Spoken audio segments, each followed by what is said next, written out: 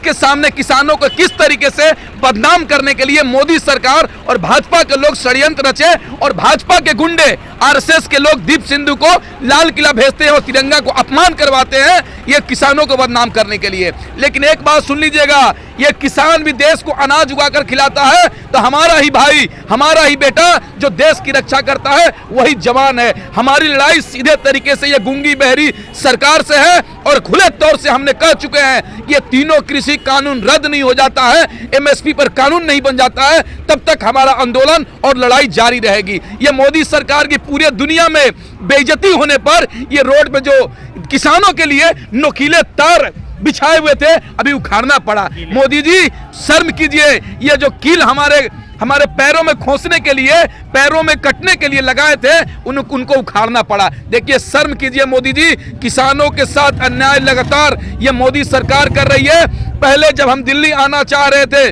तो हम पे लाठियां चार्ज की, गोली चलाई और आंसू गैस के गोले छोड़े, लेकिन जब दिल्ली आ गए तो हमको बदनाम करने के लिए ये भाजपा सरकार कितनी गंदी राजनीति खेल कर रही है आप देख लीजिए। लेकिन फिर भी नदी का रास्ता पहाड़ कभी नहीं रोक सकता है, नदी अपना रास्ता पहाड़ को चीर कर बनाता है। उसी तरीके से किसान आंदोलन तभी खत्म होगा जब हमारी तीनों कृषि कानून रद्द हो जाएगा और एमएसपी पर कानून बन जाएगा, तभी हमारा आंदोलन खत्म होगा।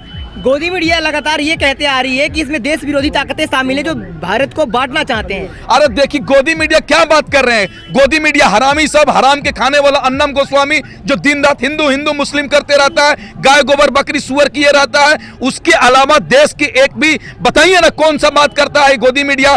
गोदी मीडिया उसी की बात कर रहे हैं ना, जब हमारा देश का जवान पुलवामा में शहीद हुआ था तो गोदी मीडिया जश्न मना रहे थे। IT सेल के लोग जो देश को खिलाता है अनाज उगाकर, किसानों को पाकिस्तानी कह रहे हैं, खालिस्तानी कह रहे हैं। गोदी मीडिया की बात मत कीजिए, गोदी मीडिया ने हमारी देश की खूबसूरती को खत्म करने का काम किया है। अगर युवा रोजगार की बात करेगा तो टुकड़े टुकड़े गैंग कहलाएगा। जब महिलाएं NRC और CA के धरने के खिलाफ बैठेंगी तो उनको पाकिस्तानी पस्त कहा जाएगा। जब किसान अपने हक और अधिकार के लिए आंदोलन करेंगे तो उनको खालिस्तानी कहा जाएगा। ये गोदी मीडिया, यही लोग पहले हमारे देश में हम मुसलमान होकर रामायण देखते थे टीवी में, हमारे हिंदू भाई अलिफ लैला देखते थे, लेकिन वो स्थिति को कौन खत्म किया है?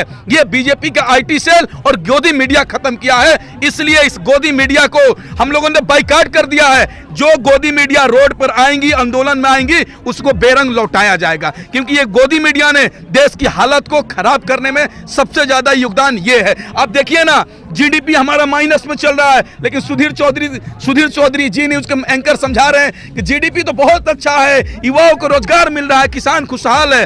कहीं ना कहीं ये गोदी मीडिया अपने आप में बर्बाद हो चुकी है और देश को बर्बाद करने पर तुली है। लेकिन देश की जनता सब समझ चुकी है और ऐसे गोदी मीडिया को भी रोड पे आने पर उनको मुंहतोड़ जवाब दिया जाएगा। गोदी मीडिया का ये कहना है कि अगर ये लोग किसान हैं तो BMW कार से कैसे घूम रहे हैं, अच्छे कपड़े कैसे पहन रहे हैं? क्यों किसान अच्छे कपड़ा नहीं पहन सकता है क्या? किसान BMW कार पर नहीं घूम सकता है क्या? किसान पूरे देश को, दुनिया को खिलाता है तो उसका भी BMW पे घूम सकता है। बल्कि तुमने तो हराम के मोदी करके तुमने अपना न्यूज चैनल को पब्लिसिटी कर रहे हो, बढ़ा रहे हो, लेकिन ये किसान तो दिन रात मेहनत करके खेतों में पूरी दुनिया को खिला रहे हैं, तो उनको BMW पे घूमने का अधिकार नहीं है क्या? और किसने कहा कि फटे कपड़े में ही किसान होते हैं? किसान पूरी दुनिया को खिलाते हैं और उनके जैसा देशभक्त कोई नहीं हो सकता है।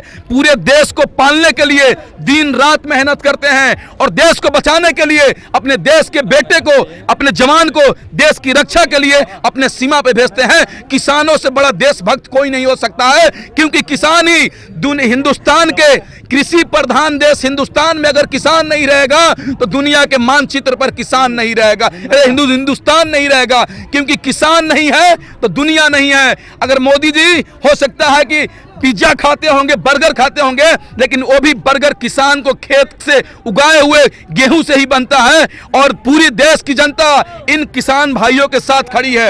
एक मैं बात बता देता हूं, इस कृषि कानून से जितना किसानों को नुकसान नहीं है, उससे 10 गुना ज्यादा इस देश के आम नागरिक गरीब को नुकसान है। अब बताइए ना, जब किसान खेती करता है तो मार्केट में हमको 25 से 30 रुपए किलो चावल मिल जाता है।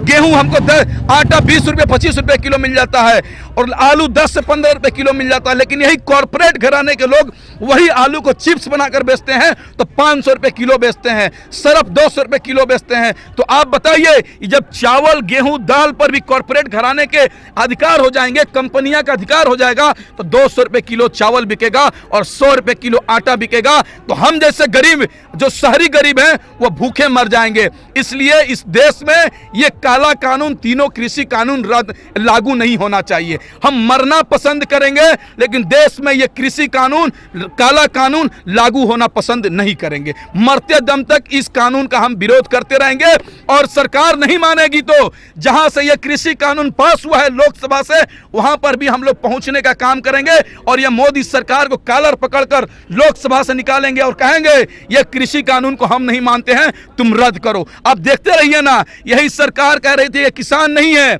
जब आंदोलन करने लगे किसान तो कह रहे थे कि मुट्ठी भर किसान है, जब धरने पे आ गए तो सरकार कह रही है संशोधन कर देंगे, स्टे कर देंगे। हम ना ही संशोधन को मानते हैं ना ही स्टे को मानते हैं, हम सीधे तौर से कह रहे हैं कि ये तीनों कृषि कानून रद्द करो और एमएसपी पर कानून बनाओ। एक हमारे यहाँ कहावत है कि एक चोर को पुलिस ने पकड़ के थाना में लेकर आया और चोर से पूछा पुलिस ने कि तुम 10 प्याज खाओगे या 10 जूता खाओगे, तो चोर ने कहा कि हम 10 प्याज खाएंगे। तो चोर जब प्याज खाने लगा तो उसको तीता लगने लगा, तो उन्होंने कहा नहीं हम प्याज नहीं खाएंगे, जूता खाएंगे। तो चोर के साथ क्या हुआ, प्याज भी खाया और जूता भी खाया। वही हमारे मोदी, प्रधानमंत्री मोदी जी के साथ होने वाला है, जूता भी खाएंगे, प्याज भी खाएंगे और ये कृषि कानून रद्द भी करेंगे। सुन लीजिए, हम लोग डरने वाले हैं। आपसे एक और मेरा सवाल है। हाँ। जिस तरह से कल मोस्ट पॉपुलर है वो रिहाना ने एक कमेंट्स किया था, ट्वीट किया और उसके सामने पूरी बॉलीवुड उनके सामने आ गई, जैसे क्रिकेट का भगवान भी बोलते थे सचिन तेंदुलकर, वो भी कह रहे हैं कि ये प्रोपोगेंडा है। क्या कहना चाहोगे? देखिए, जब किसान 4 महीने से खुली आसमान के नीचे ठंड में धरना प्रदर्शन कर रहे थे, ये सचिन तेंदुलकर कहाँ थी, हेमा मालिनी कहाँ थे, सनी देओल कहाँ थे, जो आज कंगना रनावत कहाँ थी, जो प्रोपेगेंडा की बात कर रहे हैं, किसानों के कह रहे हैं कि ये आंतरिक मामला है, किसान 200 से ज्यादा शहीद हो गया, उस समय इनके जुबान का ही लकवा मार दिया था क्या, जुबान को सांप सूंघ लिया था उस समय जो ये लोग नहीं बोल रहे थे। आज कहीं ना कहीं पूरे दुनिया में किसानों के साथ लोग सहानुभूति रख रहे हैं और कह रहे हैं पूरे दुनिया के लोग कि किसान भारत में आंदोलन कर रहा है, ये मोदी सरकार अपने घमंड में चूर हो गई है, ये मोदी सरकार किसानों के रास्ते में कांटे बिछा रही है, नोकीली लोहे के छड़ लगा रही है कि किसान उसमें घायल हो जाए। मोदी जी, ये पाकिस्तान और इंडिया का बॉर्डर नहीं है, ये दिल्ली और उत्तर प्रदेश का बॉर्डर है। आपको शर्म करना चाहिए। किसानों को रोकने के लिए आप लोहे लगा रहे, बिछा रहे हैं, लोहे बिछा रहे उनके रास्ते में, कांटे बिछा रहे हैं, तार बिछा रहे हैं। अरे किसान तो खेतों में अनाज उगाता है आपको खिलाने के लिए, आप किसानों के साथ आतंकवादी जैसा बिहेव कर रहे हैं। ये पूरी दुनिया देख रही है मोदी जी, और इसका कीमत चुकाना पड़ेगा। और उनकी बात मत कीजिए सेलिब्रिटी की, जो हरामी हमारे देश के पैसा खाकर सेलिब्रिटी बन गए, करोड़ों रुपए खाकर, और किसानों के पैसा लेकर, किसानों को वोट लेकर सांसद बन गए। चुनाव के समय कहते हैं कि किसानों के लिए लड़ेंगे, युवाओं के लिए लड़ेंगे, लेकिन चुनाव जीतने के बाद अपने अपने घरों में जाकर छिप गए हैं। वैसे लोगों को भी, वो लोग हमारे लायक नहीं है, समाज में रहने लायक। अब बताइए, हेमा मालिनी चुनाव के समय आती हैं तो गेहूं काटती हैं, सनी देओल बोलते हैं जय जवान जय किसान, पाप जी बोलते हैं आई एम पंजाबी, बोलिए आप सिंह इज किंग बोलते हैं। तो आज देश का किसान रोड पर है, हेमा मालिनी कहाँ है, कंगना रनावत कहाँ है, अन्नम गोस्वामी कहाँ है, किसानों को वोट लेकर सनी देओल जीतकर तुम एमपी बन गए, कहाँ हो, अनुपम खेर कहाँ हो, तुम लोग कहीं ना कहीं देश के किसानों को ठगने का काम किया है। हम लोग भी तुम्हारा मुंह तोड़ जवाब देने का काम करेंगे। सुधीर चौधरी ने एक ट्वीट किया, ट्वीट ने वो न्यूज में भी बता रहे हैं कि क्या नाम बताया, सुधीर चौधरी, रिहाना को मतलब खरीद लिया है किसानों ने। अरे भाई, खरीदा तो है चौधरी ने, आपने बात बहुत अच्छी कही, बात ने वो खरीदा गया है चौधरी ने। अगर मोदी जी सुबह जूते में अगर जहर लगा देंगे तो मुंह के चौधरी के मुंह से गाज फेंक कर मर जाएगा, क्योंकि मोदी जी के रुबा सुबह चाटता है और चाटने, गोदी मीडिया को चाटने का भी हद होता है। अरे बताइए ना, मोदी जी से ज्यादा उसका ट्विटर पे फॉलोवर है, उसको किसानों के दर्द को देखा, तब ने उसने बयां किया। तुम तो मोदी बोल, वो चौधरी जी न्यूज का एंकर, जो उसका एंकर राज्यसभा सांसद है भाजपा का, वो हमारे किसानों की बात करेगा? जो भाजपा से एमपी है, सांसद है, वो किसानों की बात कर सकता है? मोदी का चापलूसी करता है, दिन रात मोदी मोदी करता है, वो किसानों की बात करता है? वैसे वैसे न्यूज चैनल की आप बात करते हैं, पत्रकारिता के नाम पे कलंक है। लोकतंत्र में 14 स्तंभ होता है मीडिया, लेकिन मीडिया इतना बिक चुकी गई है कि कहावत है कि बरेली के बाजार में जितना झुमका भी नहीं गिरा था, उतना मोदी के राज में गोदी मीडिया गिर गई है। और देश को मजाक बनाकर रख दिया है इन तमाम गोदी मीडिया ने, और इस गोदी मीडिया को भी मुंहतोड़ जवाब देने की जरूरत है।